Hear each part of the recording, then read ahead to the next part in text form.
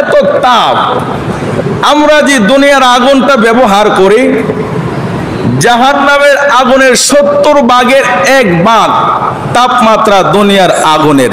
আল্লাহু আকবার।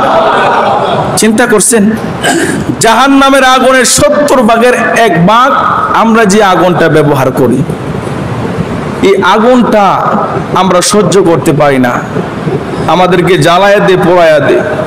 আর জাহান্নামের আগুনটা কত তাপ, এই আগুনের মধ্যে যদি আল্লাহ সুবহানাহু ওয়া তাআলা আমাদেরকে ফেলে দিই, আমাদের অস্তিত্ব থাকবে না।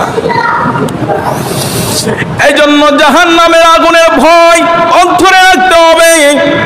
যাদের ভিতরে জাহান্নামের ভয় রয়েছেন, জাহান্নামের আযাবের ভয় রয়েছেন, ওই ব্যক্তিটা কোনোদিনও আল্লাহর হুকুম নামাজ ছাড়তে পারে না। একটু কথা বলুন ঠিক কিনা?